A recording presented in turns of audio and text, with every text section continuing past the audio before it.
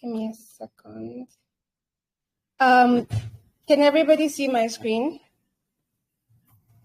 Yes, I can on my end. Yeah. Okay.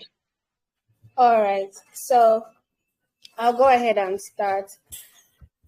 So before I start, I just want to say that this session, I would like for it to be very interactive. Like, feel free to stop me at any time. And I'd also like to let everybody know that even though I'm a bit nervous, you can just bring me back and we'll explain, and I'll explain and we can go through everything in like one fell swoop. So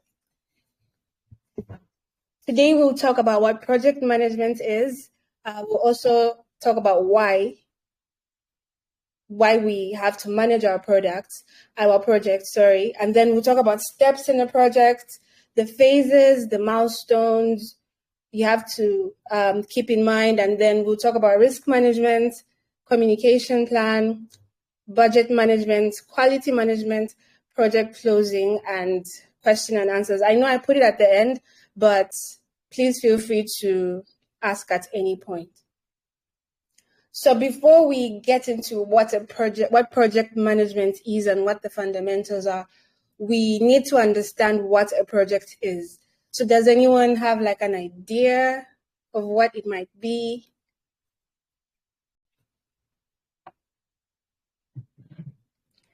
You can feel free to type. I'll see the messages, or you can just unmute and tell us what you think a project is.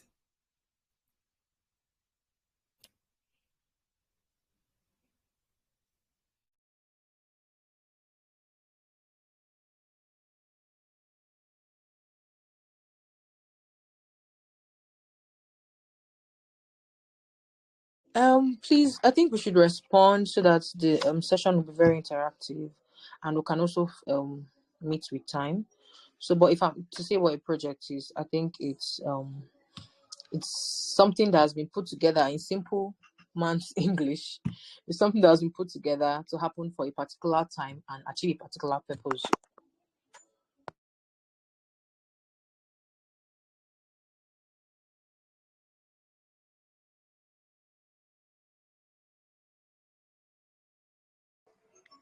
Hello, Ms. Zuzi. Are you still here?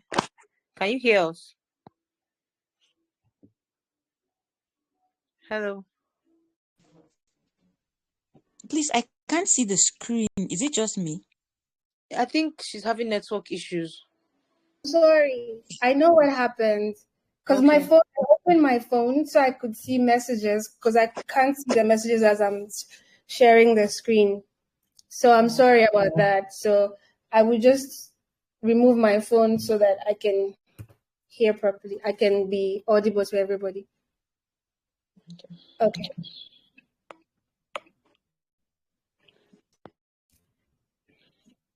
Okay, so I was saying there are also some things that a project should have, like a beginning and an end.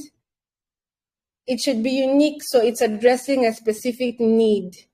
For instance, I'm sure there are people among us who are like building a home. So that's an example of a project. You begin and then you end. You will not just be building forever. And then it's also supposed to bring out change and also have some element of risk. So all of this that I'm explaining, we will have an example project that we can kind of do together. Can everybody still hear me? Hello? Yes, we can. We can. Okay, thank you.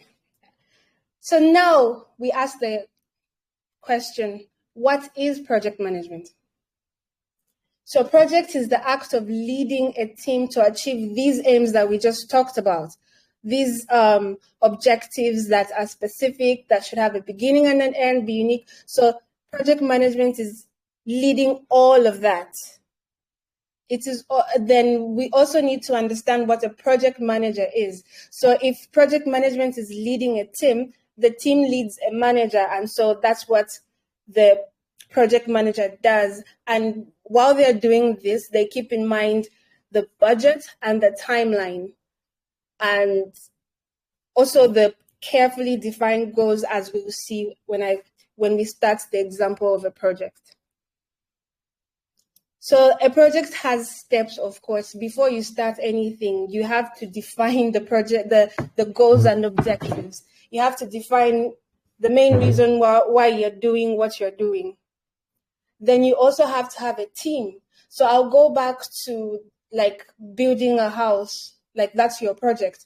You're supposed to have, there are various stakeholders involved in all of that. You're not doing it on your own. You're forming a team of competent people to stand behind you. Again, I kind of mentioned relevant stakeholders. So for instance, if you are building a house, you have no business with, I don't know, like wildlife people, unless your house is in a faraway place that has wildlife, for instance. So those are not relevant to what you are trying to gain.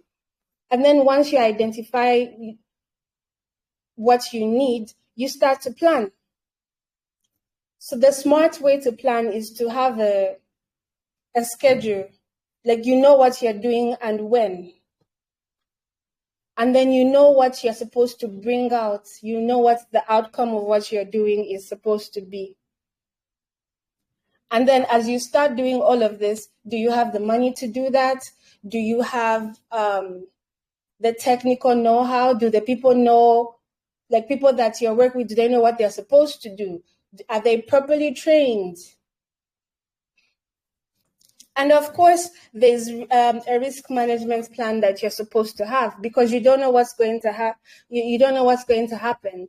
For example, in our country, in our everyday lives, if you have a project that has to do with anything in development, maybe it has to do with mental health, and you're sent to a place such as like up north, and there's insurgency, you have to have a plan to mitigate that.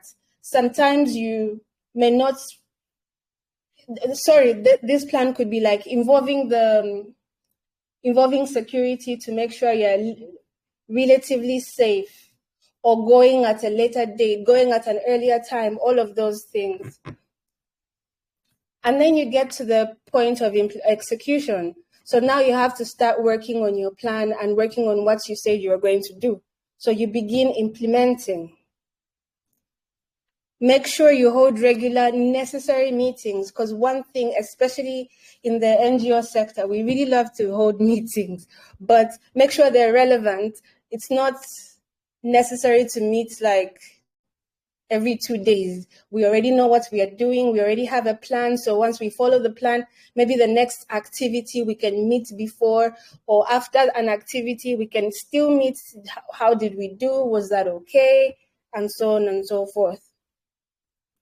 And of course, there are various team activities. Sometimes you have to coordinate, or I've had to coordinate more than one activity at the same time, like one here, one in Sokoto, one in KB. So it can be stressful, but you have a plan and you have people and you have all of the resources in place. It's achievable. I'll stop a little bit here just to make sure everybody's following. Hello? Yes, Okay. we are following. I am following. Okay. So another step in execution is risk management strategies, as I mentioned. So you already identified some risks, and this risk management is continuous. So you've identified some risks, and now you get to implement the management strategies where you came up with. And then another critical element in project management is monitoring and controlling. So on this part, you have to know how you're doing. Are you following your plan? Do you still have the resources? Is the activity achieving its goal, or is it working towards achieving the goals, or you're just wasting your time? Another important thing is to report your progress to stakeholders. And these stakeholders don't just include, for instance, like the donors. No. It also includes the religious leaders in the communities that you may be working in. It includes them because you have to, even though they see you in the communities, they have to know what their time and what your efforts together are producing. As we know, sometimes people bend quality, to just achieve something or just do something because of or the sake of doing it because you have to do it. But you have to ensure that quality standards are met. You have to ensure that if you're training people, if the project is to train people, you train them adequately. They evaluate you at the end to know if they've learned anything. So make sure that you keep to the standards that are set. And then, of course, we know that change is the only constant thing in nature. So sometimes you have to adjust schedules. Sometimes you have to request for more resources. Sometimes you save resources and then you direct them to another activity. So that's all part of monitoring and controlling. And then at the end of the day, once you've done everything, you make sure your deliverables are met and completed. Of course, you get final approval from the one that is giving you that money. Without their approval, once you finished your evaluation, you finished your implementation, and now is this okay? You have to ask them if they're pleased with your efforts. And of course, you conduct a review of the project. How well did we do? Is this what we were supposed to achieve? So you constantly ask yourself questions. And when you're done and you're happy, you celebrate the project's completion. So, of course, okay, I forgot this part. And of course, in a project, sometimes there are key milestones. So it may be like you've completed, as we will see, you've completed a media campaign and you reached this many people, exceeded the number of people you were supposed to reach. That's a key milestone. Okay, so at this point, I want us to kind of try out something. And this is the really interactive part because I can't really do this on my own. I just thought it would be kind of like a fun exercise. So this is like a mental health anti-stigma project. So when we think of mental health anti-stigma project and we get to, so we get to the first step as defined in the process in the timeline, what exactly are we supposed to do first?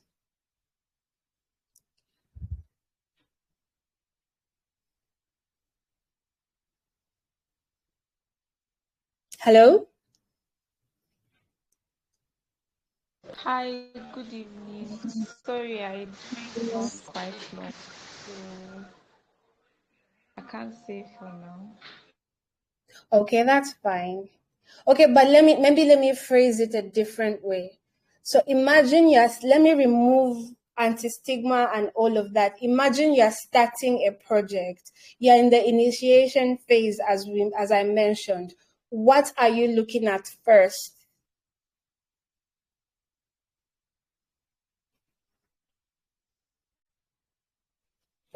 What you intend to achieve with the project? Exactly. So in this particular instance, our goal is to reduce stigma and discrimination associated with mental health in Nigeria. This is actually a project. This is an example of one of the projects I've been involved with, and actually one of my favorite projects to date. So, yes, so step one is you know what you're supposed to do, and your goal is to reduce stigma and discrimination. So that's what we move with first.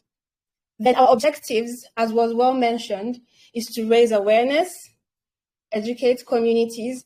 Can anyone think of other ways we can, or other objectives in reducing stigma and discrimination? Anything you can think of would be fine. I think, good evening, everyone. I think the first thing should be to find the reasons for such stigma. Yes, you are absolutely right. And at this stage, yes, you're okay. So you're absolutely right. And then you can, if we know the reasons, we just assume we know the reasons at this point. So we are trying to address that need. There's already discrimination and there's already stigma and discrimination. That one is like widely known. So we know there's that. And we've received this project to go about this, about our goal.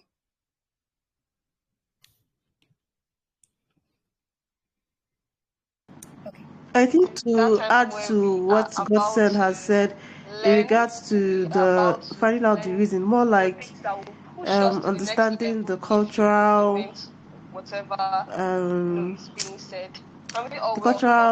stuff that's maybe causing that. I don't know. That's just something that just came to mind now.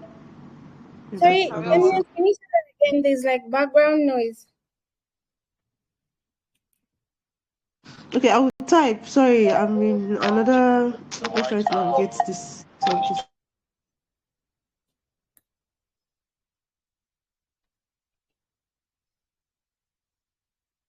think somebody else can give another comment so that we could be more interactive. Sorry, my background noise will be very, very much. Let's try to.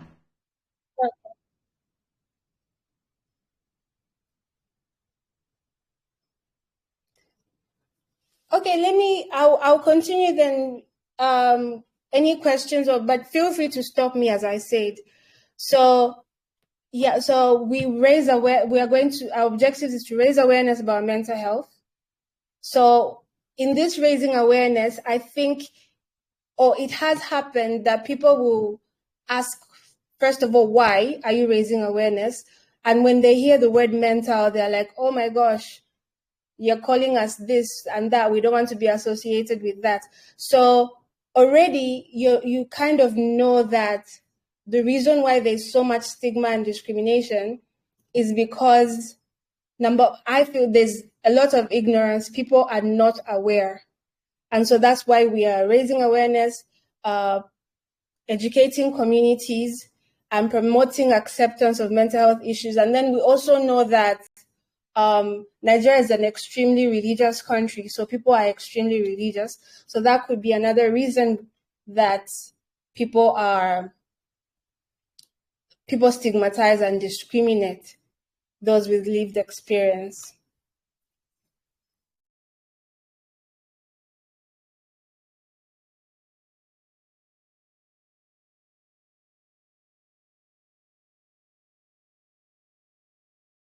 Who exactly should we be looking at in this aspect? We need to be looking at, number one, people with lived experience. Those are the first people we need to be looking at. So sorry, I need to disconnect. Okay, my headphones are disconnected. Yes, we need to be looking at people with lived experience of mental health problems. Is there another set of people anyone can think of that we can include in our relevant stakeholders?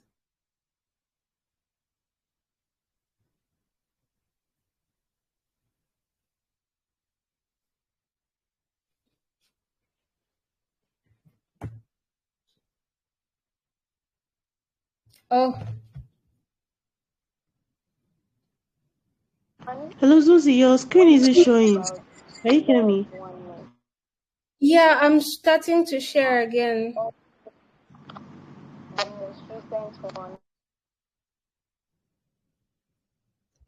Can you see it? Yes, I can see it now. Okay. So I was saying that in the second stage, apart from people with lived experience of mental health problems, can anyone think of other relevant stakeholders that we can include?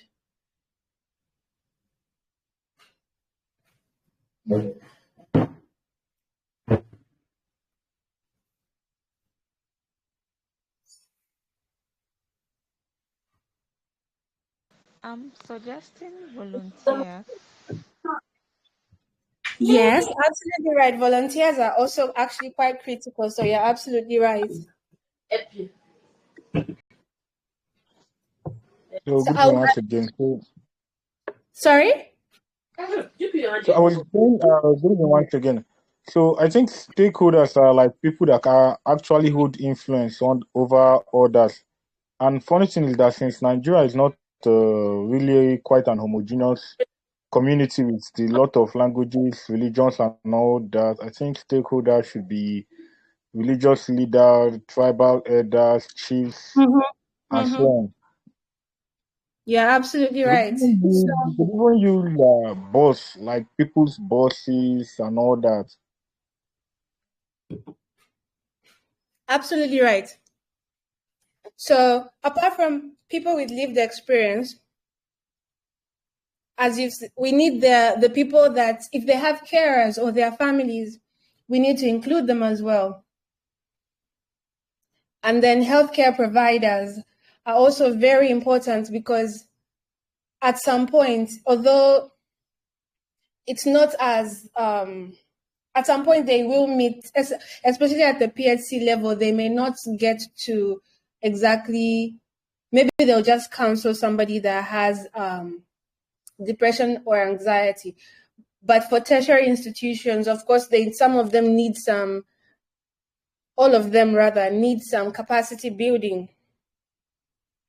Then, as was well mentioned, actually, I just want to make another point on the religious leaders and others, as was just mentioned. It's very critical because Nigeria is an extremely religious country. So if you have their buy-in, pastors, imams, even traditional healers, if you have their buy-in, it's easier to influence a community because they are that community's influence.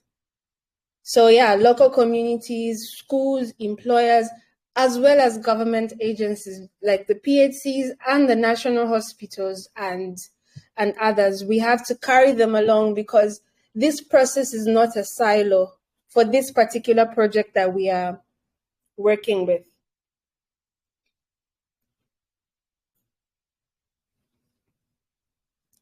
Okay, so now you get to the third stage, which is forming a project team. The first one is the project manager, of course. And then can anyone think of other people we can include in the project team?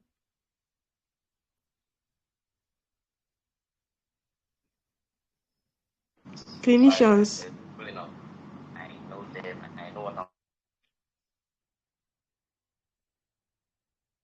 Right, yes. We can include clinicians, and somebody had also said community mobilizers and volunteers. So these ones form part of the project team because those are the ones you'll be working with in the communities to get people together. Then, as has just been said, clinicians, you need clinical psychologists, you need psychiatrists, you need psychiatric nurses, and even the ones at the PHC level, the CHUs and all of that, you need them as part of the project team. Okay, I'm just going to check the messages because it's in them. Okay, so professionals, okay. Awesome. So those are the clinical psychologists and psychiatrists. You need those experts. And you also need a media specialist. But I must say that for the media specialist, you also have to educate them because we all know how they like to sensationalize mental health. They don't report mental health problems, rather. They don't report accurately and they don't take into account how their reporting may trigger somebody. So all of that has to be taken into account. They have to report responsibly. If they're reporting on something, for example, like somebody took their own life, they have to make sure that they provide a signpost. By signpost, I mean that if they once they finish reporting, they say, if you need help, go here and here. And we've also noticed that people like to give the method. So that's also not okay, because we know people may go into a crisis and look for ways to end their lives. And then there's all of that sensationalizing and all. So they need to be trained. So step 4, the picture was supposed to come later, but okay. So here, I wanted to show that for the anti-stigma project that I was a part of, here was like the designing phase, the planning of the project, how are we going to go about it and that. So we already know the scope is to reduce stigma, or the goal is to reduce stigma. Now we have to break down our work. How are we going to go about it? Who's going to do what? When are we going to do what? And then we come up with a schedule. We identify tasks. And these tasks, we need capacity building. So what do I mean? In the bio, there was a point that I'm a mental health champion, and I led some champions in an anti-stigma project. So, but before that, there was training to make sure that we understand what being a champion is. So that's like the capacity building they gave us to be able to carry out all the activities that we needed to do. And then another activity that we needed to do. Sorry, I'm just seeing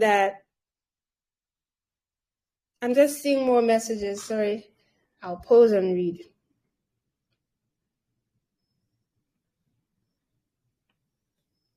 Oh, okay. Sorry, if you need my attention to check the messages, please just let me know. Yeah, so story sharing by trained mental health champions. So through this capacity building, they were able to share stories, and I'll explain a little bit more on that, on what it means. And then, of course, to achieve some of the things we need media campaigns, outreaches, and of course, if we say we are going to share stories at such and such a place, we need to know how long that will take. That will help us, for instance, to even plan for, are we feeding these people? Because that's another thing that you have to do. You have to feed people in this particular scenario. So you have to estimate the duration, keep to it, and implement appropriately. So the next stage is sequence tasks. So for this project that I'm talking about, we had a number of tasks that we had to do, and we couldn't do all of them at once. So you have to have a plan.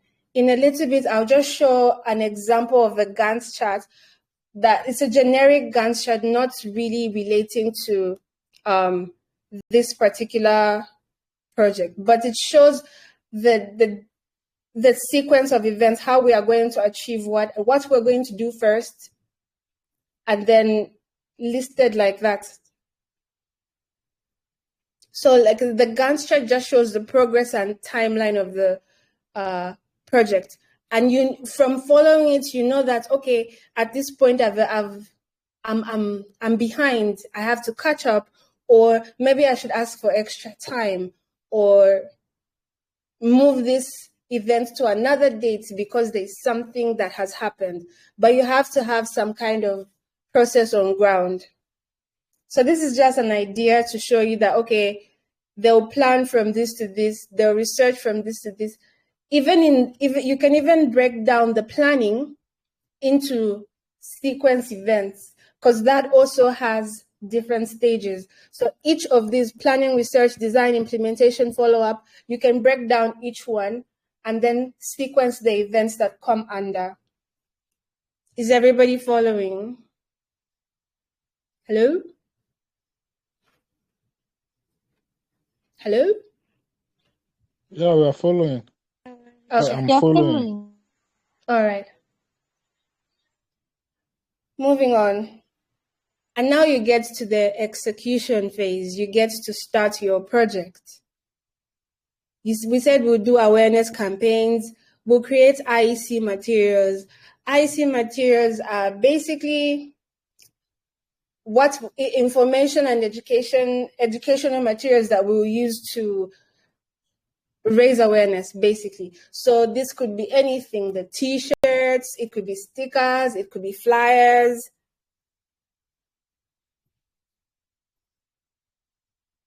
Okay, it could be flyers, it could be anything that is, I'll show you examples of every banners, all of that is showing information about what you're doing and what you are. Then we're conducting workshops and seminars in schools and places of employment, and we can carry our IC materials and use them in all of these places. Then we can also launch a media campaign. You'll see more on that in a bit. So you can also organize community engagements, such as you can organize walks for mental health. People really, it brings out a lot more people, because as a crowd and you're walking, people will stop and ask you what's going on. You stop, talk to them, give them a flyer, give them a sticker, give them an armband, anything, so they go back with something that they can refer to. You can also consider establishing self-help groups. So these groups can now be helping themselves, essentially. So that's what the champion group that I led ended up being. It's kind of like, this project happened in 2019, and it's still, people from that project are still together. They still get in touch, hang out, basically depend on themselves and each other for mental health support. So that's actually nice to see. And then you can also encourage story sharing in communities. So what this story sharing basically is like one-on-one conversations between a person with lived experience of mental health problem and anybody, any random person.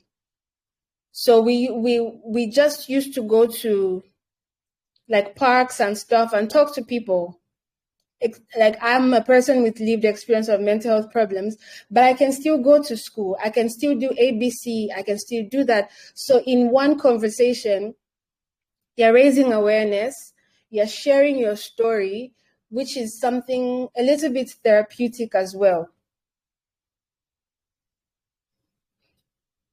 Okay, so this is an example of IEC materials. So on this table, we had, keep in mind, this is 2019. So, no, this was 2020. So some of these numbers may not be relevant, but we had factual information. For instance, in our campaign called, which you will see, it could be you. As you can see there, it could be you. This is the media campaign. So we did a research, and you see 1 in 5 Nigerians experience mental health problems. It could be you. Even the biro says, let's talk about mental health. So, and then we have signposting information here. This just means that if you need help, you have somewhere to go, you have somebody to go. As long as you have this notebook, it's so practical. You can write in it, you can do whatever you need.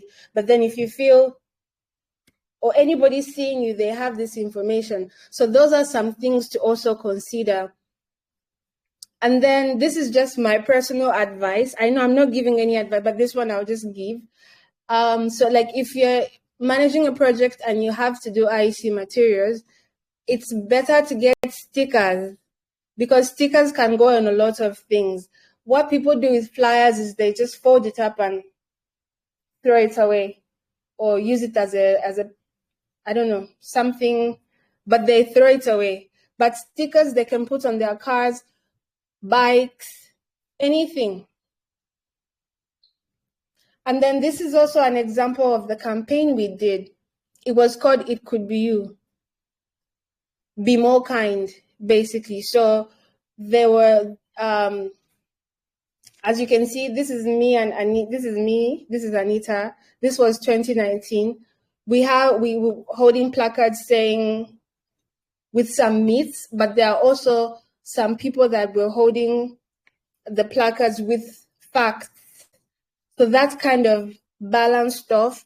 And somebody will be reading mental illness can never be cured, and they see myth, oh, so it can be cured. And then people with mental health problems can't work. But then we have someone like Anita herself that goes to school, goes to work, does so many other things, but she's living with a mental health problem. So we were like busting myths and all of that. And then, so any questions up till this point?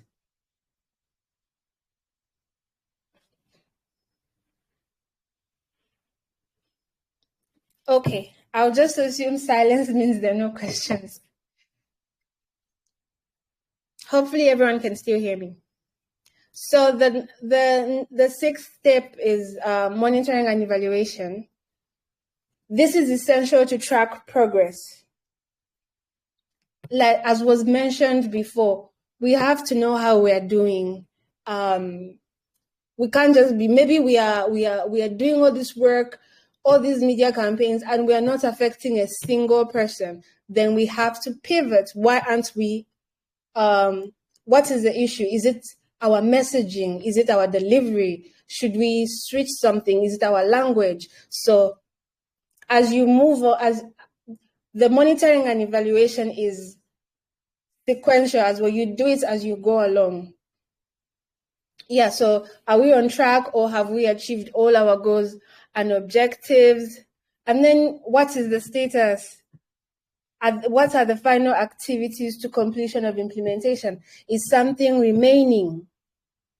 So, for instance, if they said if our objectives were to conduct 3 activities, have we finished them? Are they effective? Did we work to get exactly what we needed? Are we lacking? And then, of course, as I mentioned before, quality control. We all know that we can go somewhere and do work just because we are supposed to do it. But we will not do it to the best of our ability. So this quality control now comes in to see exactly what we are doing. Are we doing what we're supposed to do correctly to the standards set? Did we do a good enough job, or did we take shortcuts? And then we come to our closing phase. Before we close finally, did we deliver everything we were supposed to deliver? Did we respond to the needs raised? Did we provide all necessary resources? And then we send in our final reports. And if they are happy with us, I forgot a stage, if they are happy with us, we can celebrate. But something to keep in mind is just some reasons. I'll keep quiet here just to allow people to just think of some reasons why a project might fail.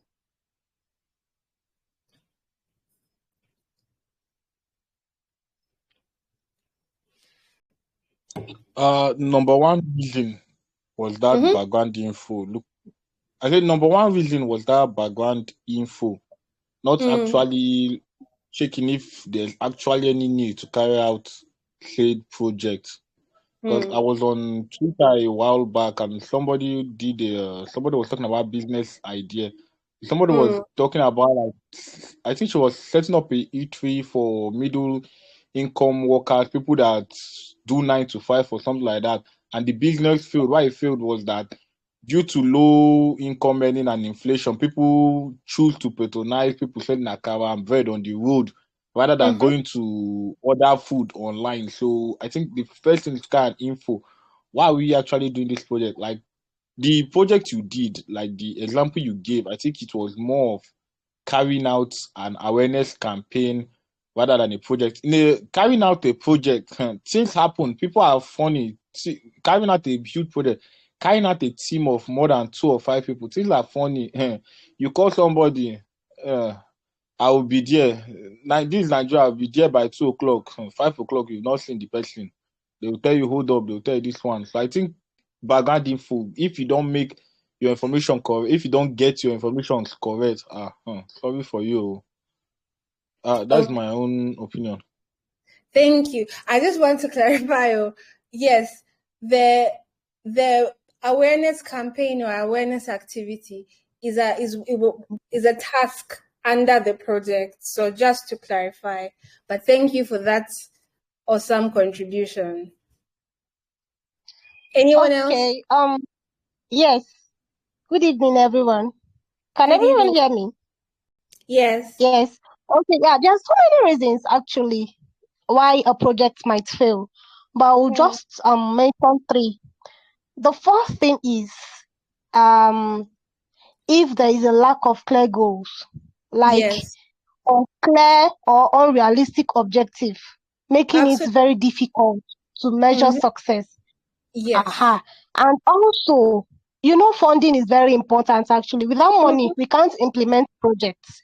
Exactly. So if we have insufficient resources, more like we have an inadequate funding or inadequate funding personnel or inadequate equipment to complete the project will definitely fail, because projects actually is money. If you want your project to be achievable, realistic and time-bounded, that funding, you must have enough funding. Exactly. And the last one I also want to talk about is, you see, the failure to identify risk. You understand?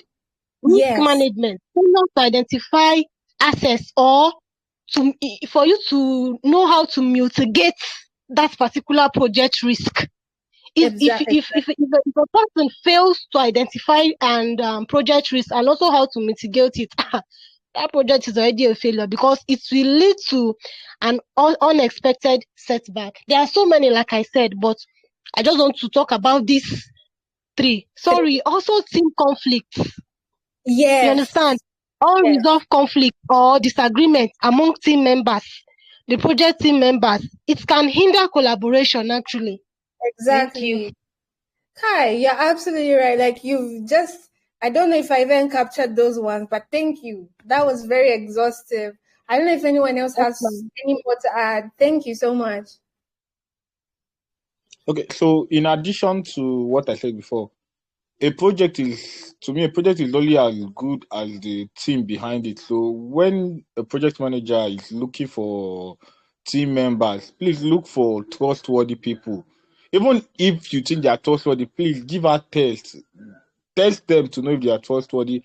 I was recently on the site where they were building a house. So the person who was under the engineer, who was in charge of taking deliveries and all that, when they delivered sand, he told the person to tell him that it was now different type of truck that delivered the sand. So they had to give a 30% increase on the money, and the engineer had to send it to the person. Then he collected the 30% increase and kept it to himself. The only reason why the engineer found out was that he used another delivery, and he was actually there that day when they delivered it for that same truck, and he was like, this thing does not add up. This thing is not matching up. How can you say it? So I think first, give text to people. Don't say, I know this person. Even if it's a family member, text them. I bet, text them. You're That's right, that. though. You're right. You're right. And depending on the project, don't involve family member, please. Depending on the project. Anyway, thank you so much for those contributions. So these are my own. So if you do not, so poor project and program management, obviously, I think that was even said. Wrong team members. You guys hit the nail on the head. Poor communication. You have not communicated the goals and objectives. No measures for evaluating progress. How do you know if you are doing what you're supposed to do? No risk management.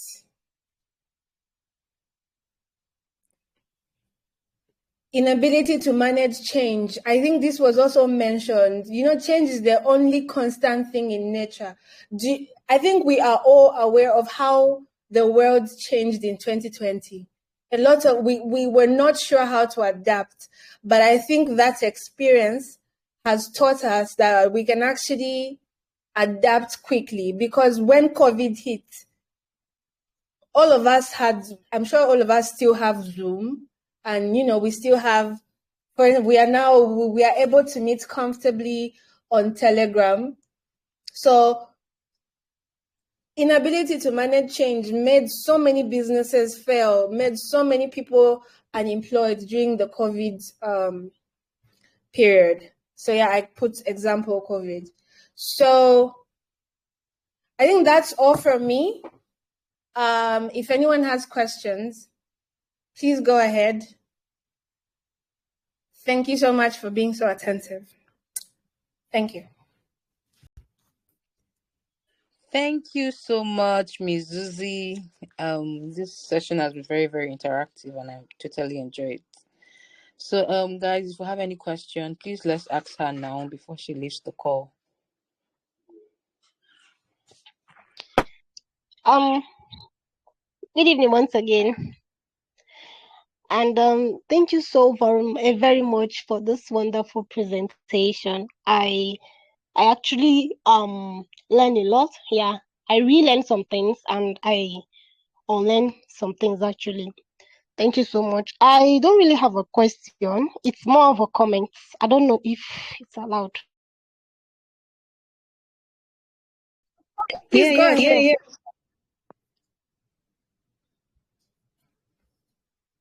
Okay, thank you. I just want to talk about SMART. When it comes to managing a project, of course, we know, like our facilitator stated earlier, project management is the process of planning, organizing, and controlling resources just to achieve a specific goal and objective. And we can't have a project without getting our problem statement. So in order to ensure the success of that particular project, I just want to state that it's very crucial for us to set an achievable and a very clear objective.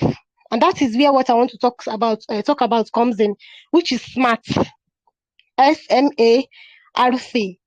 So the SMART I'm talking about now, it stands for, your project must be very specific. Yeah, it must be specific because it must be well defined, clearly defined.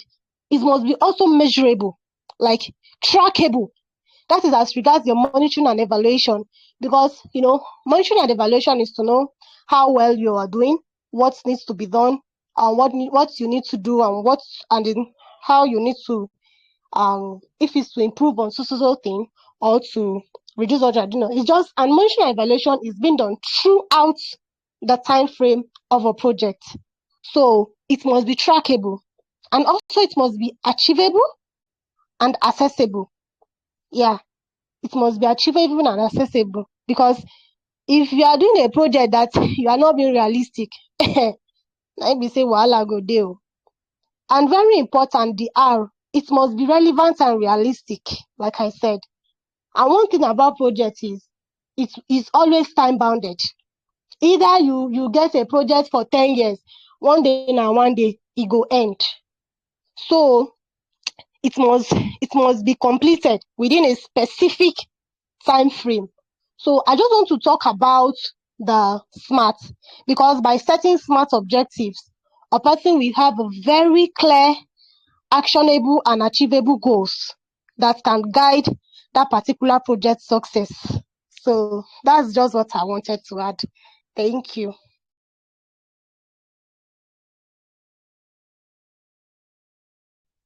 Thank you so much. That's actually very, very true. So thank you for that amazing contribution. We need to keep that in mind. We need to keep the SMART acronym in mind. Thank you.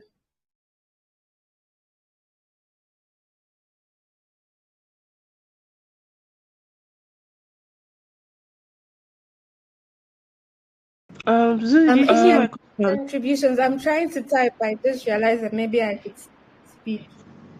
So Eminent asked if there are any resource or courses that I can recommend. I think first of all, one has to consider the project management professional, PMP. So that is the first one.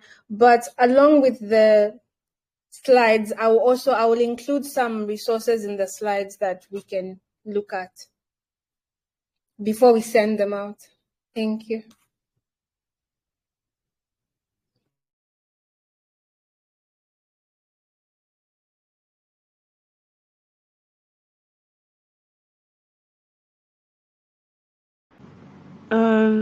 Does anyone have any question? I think I have one more question.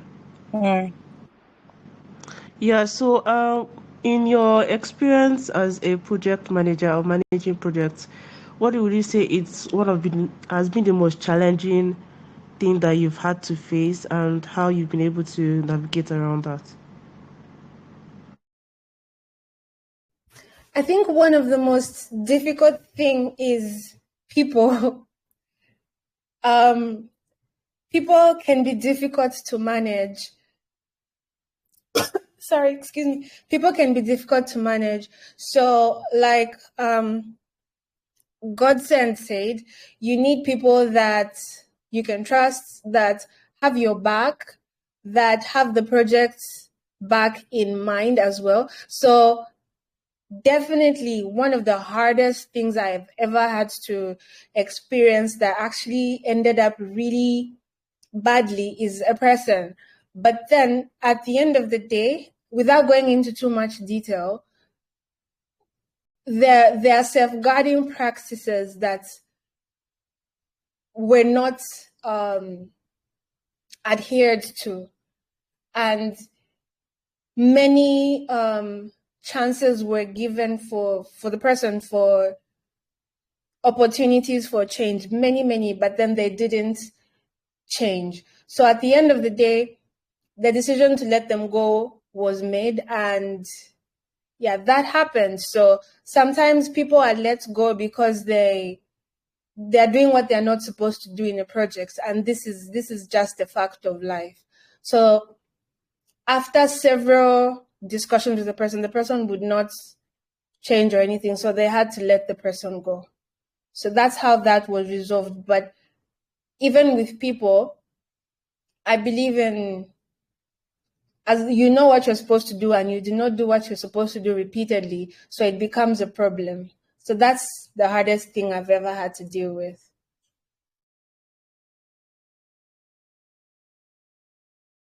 All right, thank you so much. Just so that no one is asking questions, be like, now me go ask another question again. There's a common misconception around the concept of programs management and project management. Can you give more explanation into the differences between what a program manager does and what a project manager does, and just to clarify for those of us that are here on the call to really understand?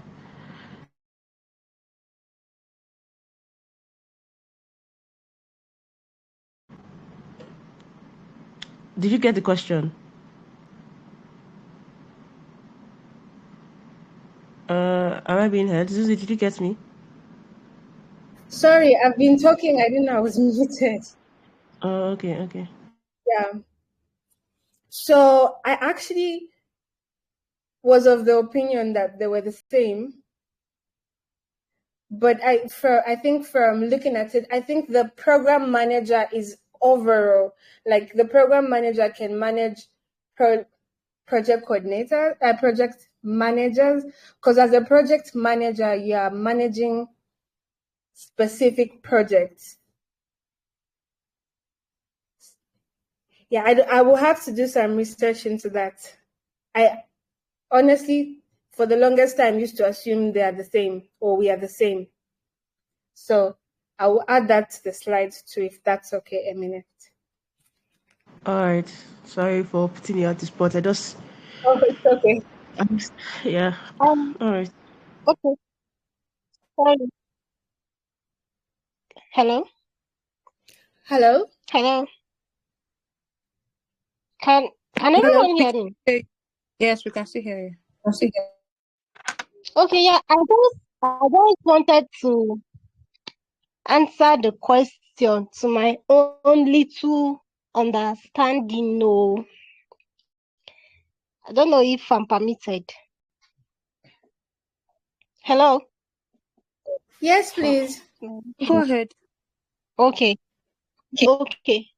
To me, program manager and a project manager are both leadership roles actually in project management, but they have different responsibilities and focuses. A program manager oversees the portfolio of related projects in programs. Like the person is in charge of programs. The person focuses on a strategic benefits and realization and program governance actually. So the program manager is responsible for program strategies and planning, resources allocation, even budgeting also, stakeholders management and communication actually. Why project manager leads a single project, like the person focuses on delivering specific project objectives just on a project actually.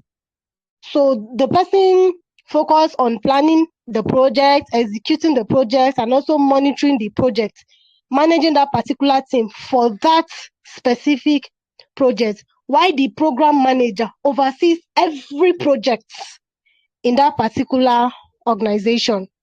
So the program manager takes a more strategic and a high level approach, where the project managers are more tactical and focus on just a project execution. Thank you.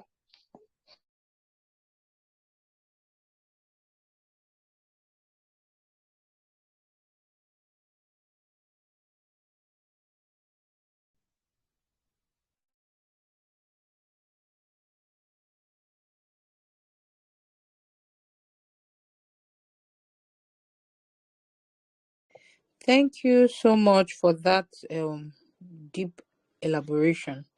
So we thank everyone that showed up for this session. We thank Ms. Zuzi. Thank you for giving us a deeper insight into project management. So as we all know, we'll be getting the slide and some added information. So that will be shared on the group with everyone. I'm thinking nobody has any other question because nobody's saying any other thing.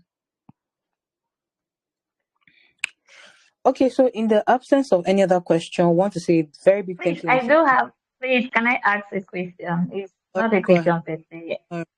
Okay, so Ms. Zunzi, I just want to ask that. I know you didn't wake up one day to become a project manager or a program manager.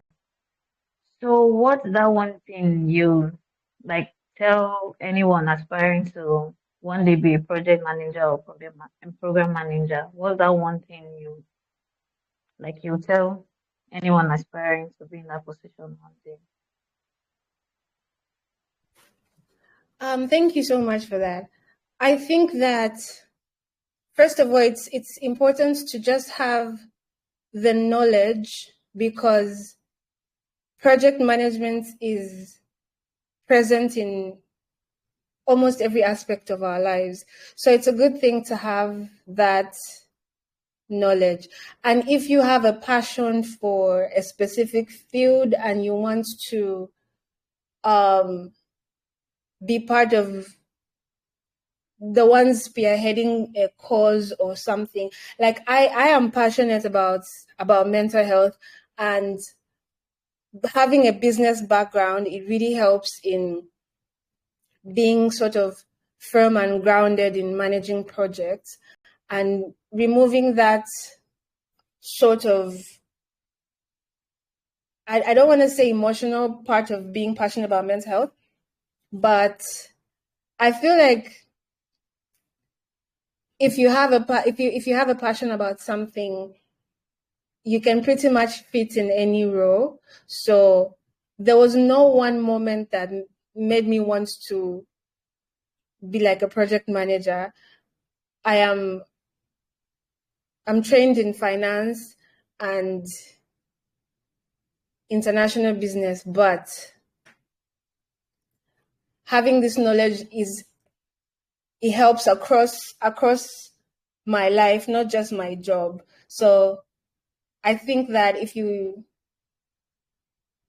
just want to maybe have more knowledge or something like that, you can study, you can take a course in project management, and you find that almost every aspect of your life will include that. Yeah, gain more knowledge and skills. Thank you. They're saying I should wind up. Okay, thank you. All right then, ma'am. Thank you very much for that. Thank you.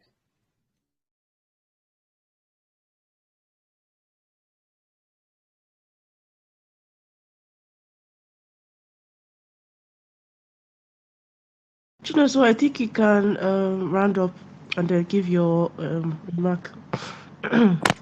All right. Okay. So thank you, everyone, once again for your contribution towards the session.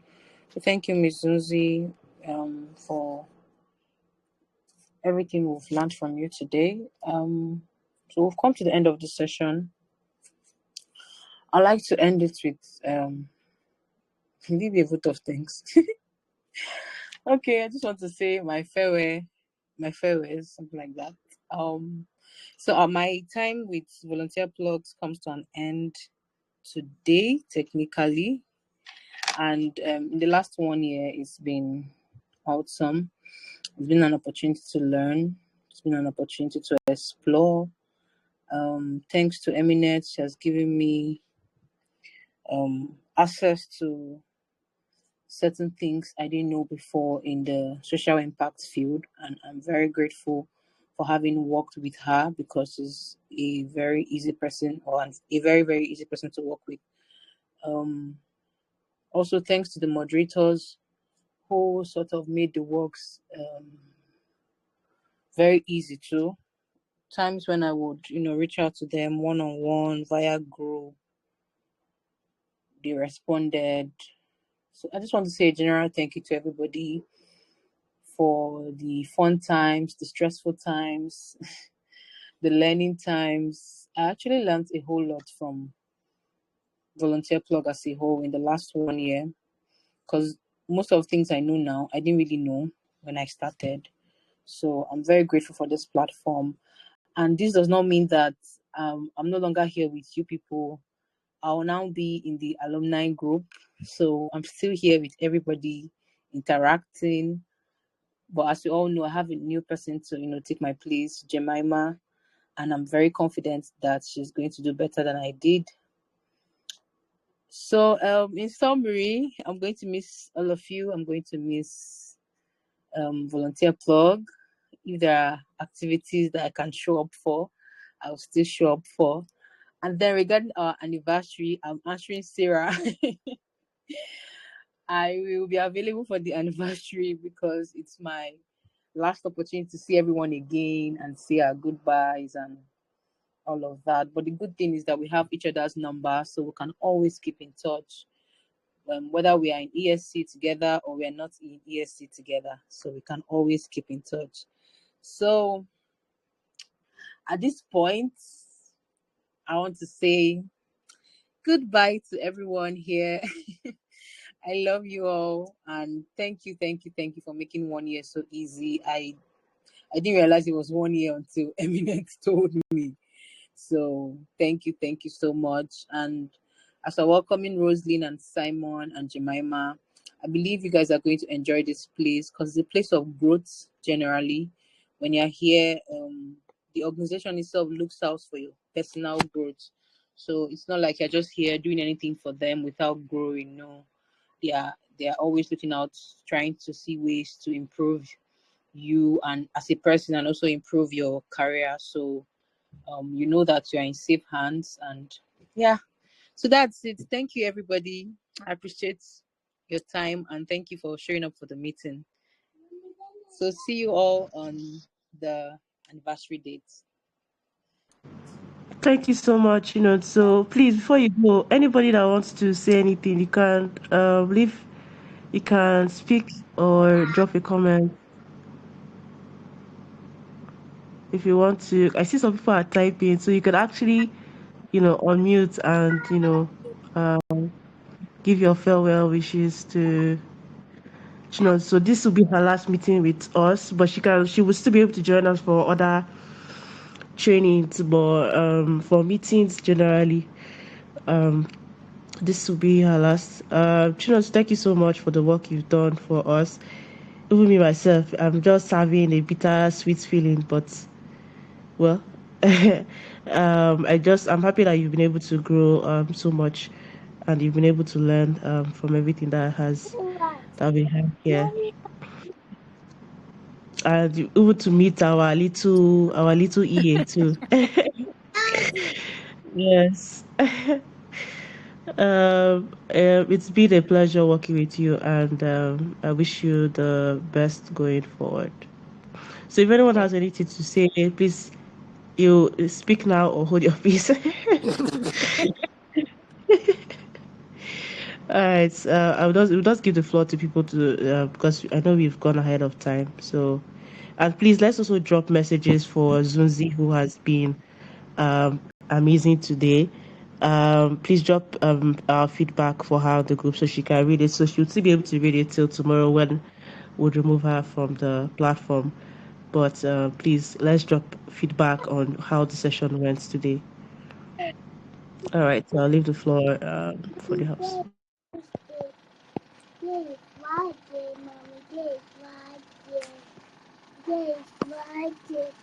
Now we got the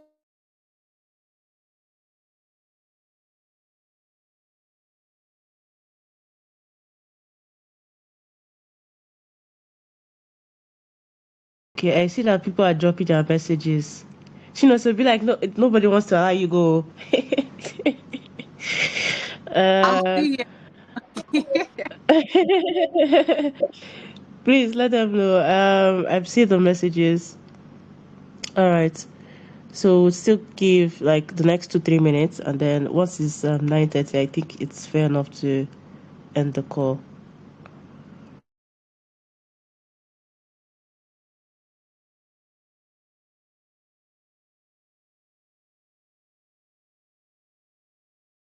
So please let's take note of the group. I would share the recording of this meeting and also the slides once Susie sends them to me.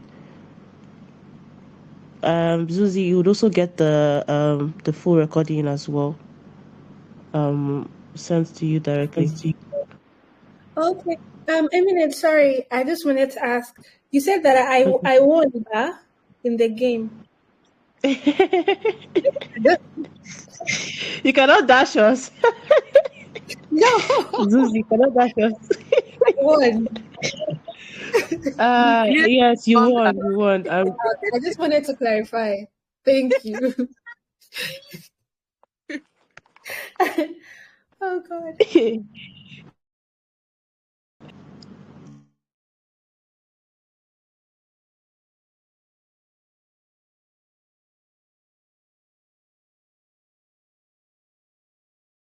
Okay, so I think we should all go, Abby. Um, So we can call it a night, sorry? right?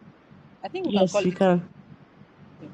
So thank you, everyone. Do have a good night rest. Thank you. Good night. Bye. Bye.